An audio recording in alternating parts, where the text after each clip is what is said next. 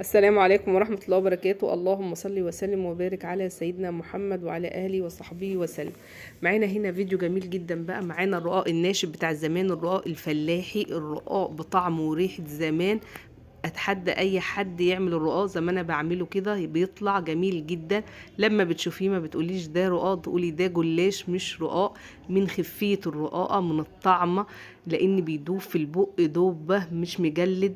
لا، طعمه جميل جدا. بتقطمي كده، بتنقطم معاكي في الاكل.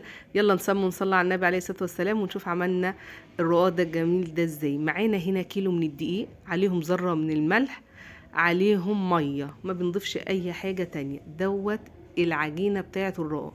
بس في تكه وفي تكات كتيره في السوا، في التبطيط بتاعه هتعرفيها. هي ده اللي بيخليك ما تحطيش نشا، ما تحطيش اي مكونات تانية. هو الدقيق والذره من الملح وحبه من الميه الدافيه، علشان يطلع معاكي يبقى طري وحلو في العجينه. يعني ما تتعبيش وانت بتعجنيه. هنعجن بقى زي ما انت شايفه كده، عجينه العاديه خالص. طب العجينه بتاعتي هتبقى شكلها ايه؟ شفت القرص ام لبن الطريه؟ بيبقى سمكها زيها كده او انشف منها في السمك شويه في العجينه بتاعتها، في الملمس والطريان بتاعها بتبقى اقوم واشد شويه من القرص ام لبن.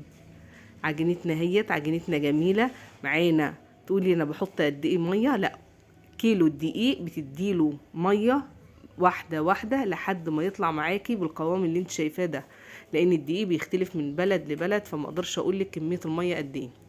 العجينه بتسيبيها تريح، بتقطعيها الكور حجم الصواني اللي عندك، وبتبتدي بتبططي ازاي؟ بتجيبي حبه من الدقيق متعدد الاستخدامات بتاع الكيكه والحاجات، معاه كميه من الدقيق الذره، بتقلبيهم على بعض وبتبططي عليهم. ده بيدي طعم جميل معاكي، بيخلي الرقاقه بتاعتك تقطم ما بتشدش. لكن لو بططتي على النشا بتشد وبتجلد وهيبقى الرقاق معاكي وحش. دي طريقه زمان، دي الطريقه الفلاحي بتاعت الرقاق الناشف. احلى طريقه تحطي كذا واحده على بعضها وما بينهم الدقيق ما بيلزقش معاكي، عشان توفري الوقت والمجهود عليكي. تفردي بسرعه وتقدري ان انت تعملي كميه كبيره في وقت قليل جدا. ما بين كل فرده بتشيليها وبترجعي الدقيق ما بينهم تاني وتفرديهم كده عشان ما تلزقش معاكي. بترجعي بتحطي دقيق ما بين كل الطبقات وتفردي تاني. تحطي بقى 3، تحطي 4، تحطي 5، حسب الكمية اللي انت عايزة تعمليها في الفرد. بيتفرد بكل سهولة، ما بيلزقش منك لو انت ايدك على طول فيه. بتفردي فردة بسيطة كده ويبقى سهل جدا، لانك انت عاملة عجينتك مظبوطة. كمان حاطة بدل الواحدة 2 و3، فبيوفر عليك المجهود. بينخبز ازاي؟ الفرن بيبقى هادي جدا، ما بيحتاجش نار عالية، ايدك بتبقى فيه ما بيحمرش، مجرد ان هو بس بينشف معاكي في قلب الفرن. حتى لما تطلعيها بتلاقيها حتى فيها طريان شويه كده، بتسيبيها بتنشف بس ما بيحمرش معاكي، ما تحمروهوش. بيطلع باللون اللي انت شايفاه ده. بتقلبيه على الناحيتين كده لحد بصي بتبقى ناشفه، واللون اللي هو السوى الفاتح خالص معاكي. متعليش الفرن هينحرق منك، لان هنا عندنا السمك بتاعه خفيف جدا، عامل زي سمك الجلاشة. بصي شكل العجينة، ملمس العجينة، خفية الرقاق عاملة ازاي. احلى طريقة تاكلي بيها رقاق ناشف. يلا ما تنسيش اللايك والشير للفيديو، وعايزة لايكات كتير للفيديو فضلا وليس امرا. اللي بيعمل تعليق للفيديو ما ينساش اللايك. في ناس بتعمل تعليقات جميلة وربنا يجازيهم خير، بس ساعات بينسوا اللايك. ما تنسوش اللايك عشان ده اللي بيدعم الفيديو. كل سنة وحضراتكم طيبين. عملنا بقى الرقاق بتاعنا ده عشان نستعد للعيد الكبير.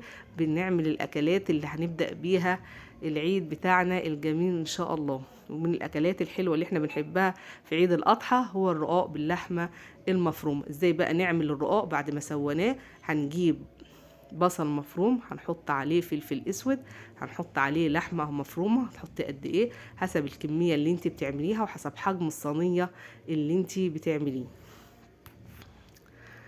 خلصنا هنا اللحمة وعصجناها، هنجيب الصينية بتاعتنا هندهنها بالسمنة الزبدة الفلاحي، ومعانا شوربه بقى، شوربه بط، شوربه فراخ، اي حاجه معاكي، بس تكون يا ريت الشوربه دسمه، لان كل ما تكون الشوربه دسمه بتعزز طعم الرقاقه، بتخلي طعمها حلو جدا وبتخليها ريحتها.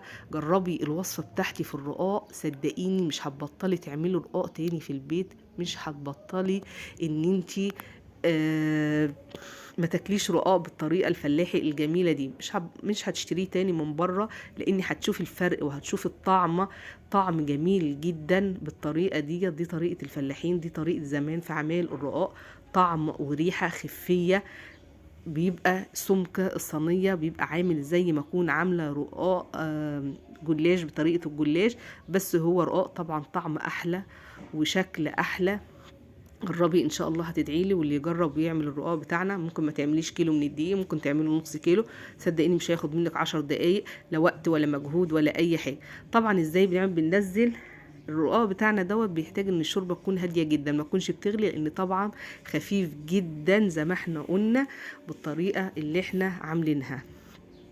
ما بينفخش معاكي كده وانتي بتسويه، لا الرقاقه بتاعتك بتطلع سمكها خفيف جدا، وبيطلع الطبقات هنا خفيفه وطعمه جميل قوي. كل رقاقه طبعا بتنزليها في الشوربه كده، بتغذيها، بتعملي 4 ورقات من الرقاق او 4 وحدات من الرقاق، وتغذيهم بالشوربه وبالسمنه الزبده بتاعتك، بتنزلي عليهم عصاج اللحمه، وبعد كده بتحطي 4 ورقات زيهم او 4 وحدات من الرقاق الناشف الجميل بتاعنا اللي احنا سويناه مع بعض. جربوا الوصفة ان شاء الله، الوصفة هتعجبكم، ويا ريت ما تنسوش اللايك للفيديو وتعليقاتكم الحلوة اللي بتشرفني وتنورني وتديني امل جديد. كل سنة وانتم طيبين، كل سنة وانتم بخير. وبشكر كل الناس اللي معايا على القناة بصراحة، يعني انتوا بتقووني وبتدعموني، كلامكم حلو. بشكر الناس اللي داخل مصر ومن بره مصر، ويا ريت كل واحد يكتب لي هو من انهي بلد وبيشجعني وبيدعمني منين. ده كان الفيديو بتاعنا الرقاق الناشف. السلام عليكم ورحمة الله وبركاته.